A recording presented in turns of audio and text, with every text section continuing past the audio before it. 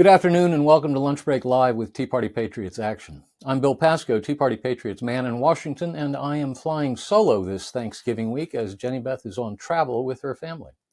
Let's get right to it. The House and Senate are out of town this week for the Thanksgiving holiday. The House will return next Tuesday. The Senate will return next Monday. Last week in the House came back on Monday and voted to pass two bills under suspension of the rules, then took up and passed a motion to refer H-Res 863, a resolution to impeach DHS Secretary Alejandro Mayorkas, to committee. The motion to refer passed by a vote of 209 to 201, with 8 Republicans crossing over to vote with 201 Democrats to pass the measure and sideline the impeachment resolution. On Tuesday, the House took up and passed the rule governing floor consideration of H.R. 5894, the Labor, HHS, Education, and Related Agencies Appropriations Act for FY24. The rule passed on a straight party line vote by a margin of 217 to 209. Then the House took up H.R. 5894, the Labor, HHS, Education, and Related Agencies Appropriations Act, and began considering amendments.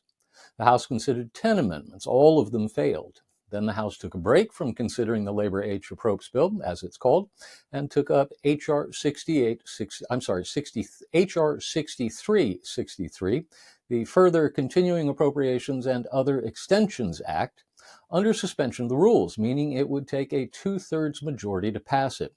It passed by a vote of 336 to 95, with 127 Republicans voting for it, and 93 voting against it, and 209 Democrats voting for it, and only 2 voting against it. We'll talk more about this in a moment. On Wednesday, the House took up H-Res 869, the rule governing floor consideration of H.R. 5893, the Commerce, Justice, Science, and Related Agencies Appropriations Act, and H.R. 5961, the No Funds for Iranian Terrorism Act.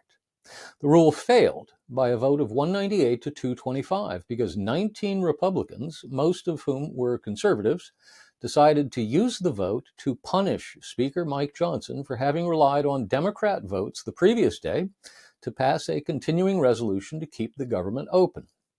So the House GOP leadership realized it didn't have the votes to pass the bill on the floor and decided to pull the bill from the floor and return to H.R. 5894, the Labor, HHS, Education, and Related Agencies Appropriations Act for FY24. The House considered 15 amendments and agreed to 3 of them. Then the House GOP leadership realized it didn't have the votes to pass that bill either, so it pulled that bill too, and then they were done. Last week in the Senate came back on Monday and voted to confirm Ana de Alba to be U.S. Circuit Judge for the Ninth Circuit Court of Appeals. On Tuesday, the Senate voted to table a motion to proceed to H.R. 6126, a bill making emergency supplemental appropriations to respond to the attacks in Israel for the fiscal year ending September 30, 2024, and for other purposes. Rather than vote for or against the bill itself, Democrats offered a motion to table the bill, that is, to kill it without actually voting against it. The vote on the motion to table was 51 to 48. It was a straight party line vote, with all 51 Democrats voting to kill the bill, and all Republicans except the absent South Carolina Senator Tim Scott voting to keep it alive. We'll talk more about this vote in a moment, too. On Wednesday, the Senate voted to reject S.J. Res. 43, a CRA resolution of disapproval overturning the rule submitted by the Department of Education relating to improving income-driven repayment for the William D. Ford Federal Direct Loan Program and the Federal Family Education Loan Program. The vote to reject the resolution of disapproval was 49 to 50. The vote was almost a straight party line vote. West Virginia Democrat Joe Manchin crossed party lines to vote with the Republicans to overturn the Biden administration's latest attempt to wipe clean student loan debt by a sweep of its magic wand. Then the Senate took up H.R. 6363, the continuing resolution that had passed the House the previous day.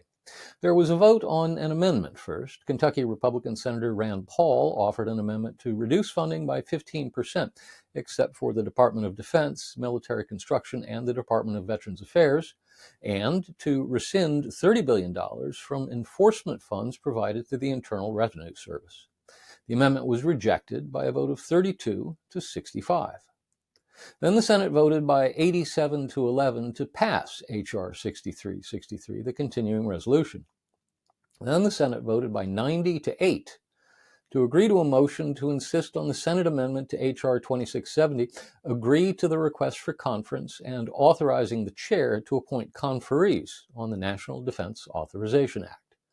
And then they were done. Now to the latest on the talented Mr. Santos. On Thursday of last week, the House Ethics Committee released its 56-page report on Congressman George Santos, and it was not good. The report concludes that there is substantial evidence that Santos violated federal criminal laws. The bipartisan and evenly balanced committee, the only committee in the House with an equal number of Democrats and Republicans on it, adopted the report by unanimous vote on Tuesday. Ethics Committee Chairman Michael Guest, Republican of Mississippi, filed a resolution on Friday calling for Santos to be expelled from the House. If adopted by the necessary two-thirds vote, that would make Santos only the sixth person ever to be expelled from the House of Representatives, and the first to be expelled without having been convicted of a crime or having committed treason.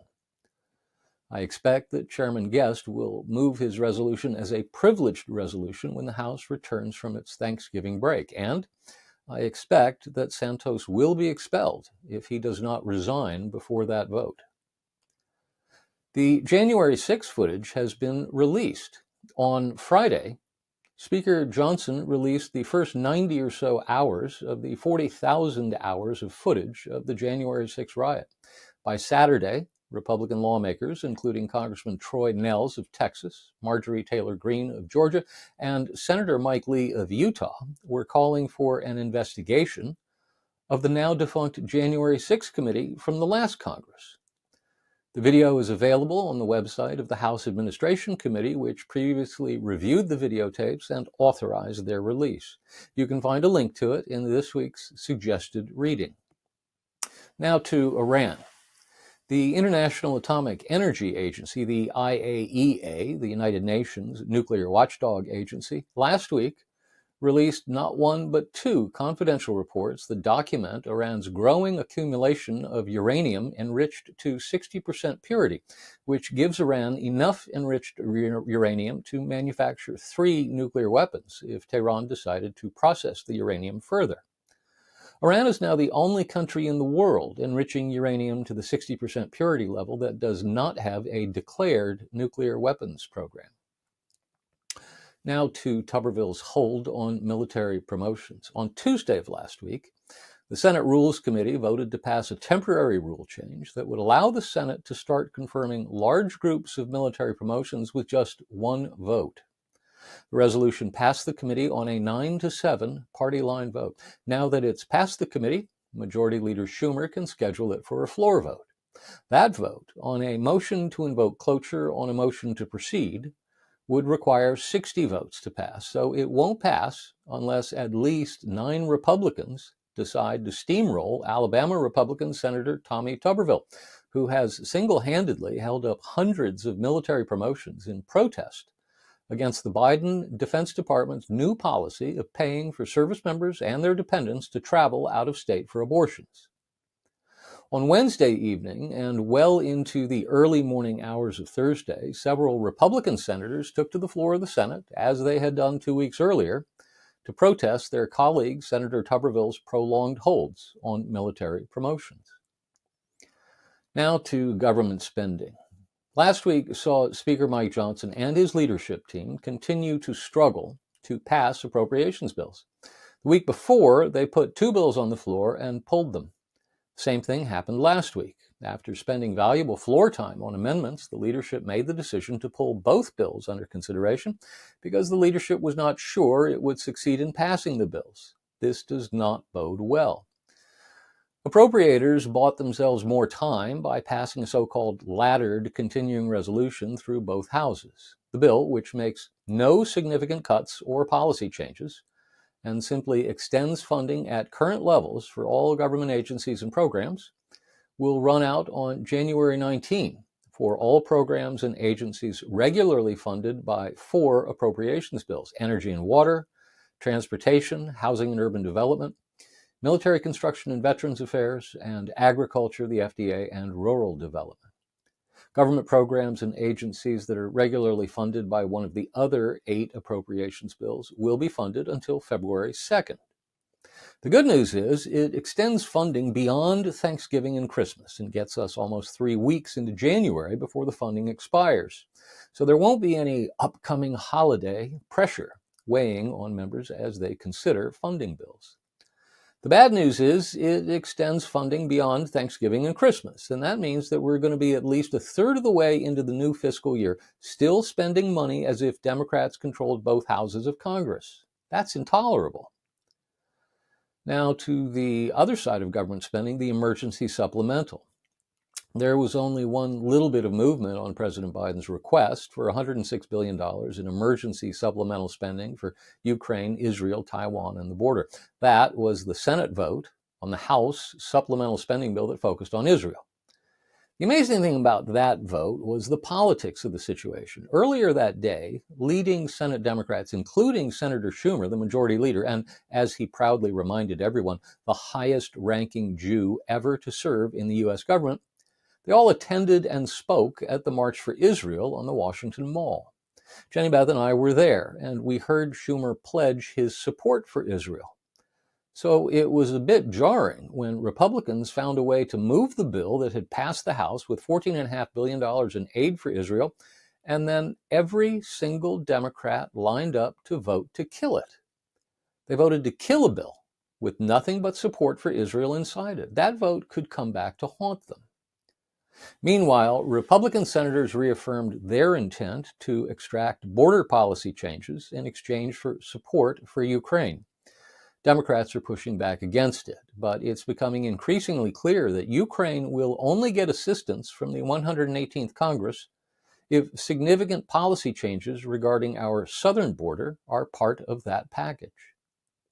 Now to Donald Trump and the 14th Amendment. On Friday, Colorado Judge Sarah Wallace rejected an attempt to remove former President Trump from the Colorado primary ballot over the 14th Amendment. Though Judge Wallace agreed with the petitioners that Trump had, quote, incited the January 6 riot and had, therefore, engaged in what she called an insurrection, she also said that the wording in the 14th Amendment made clear that the authors of the amendment did not include the president and the vice president under the covered officers whose actions could have them removed from office. Colorado joins New Hampshire, Minnesota, and Michigan as states that have dealt with the anti-Trump efforts to remove him from the ballot. And that's our Washington report for this week. Now to the calls for action. Very simple for Thanksgiving week. We've got 3 friends who have recently released new books, and we'd like you to hasten to your local bookstore or go online and buy books written by Mark Levin, Steve Friend, and Senator Ted Cruz. Mark Levin's new book is called The Democrat Party Hates America. Steve Friend's new book is called True Blue, My Journey from Beat Cop to Suspended FBI Whistleblower. Senator Cruz's new book is called Unwoke, How to Defeat Cultural Marxism in America. As always, if you have any questions, please email us at jenny.beth@teapartypatriots.org.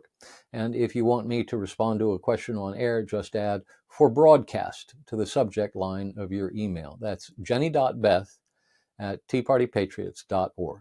And of course, we are thankful every day for the help you give us as we work to make America a place with more personal freedom, more economic freedom, and a debt-free future. Thanks for tuning in. We'll be off next Monday and returning on Monday, December 4. Until then, be well and be active.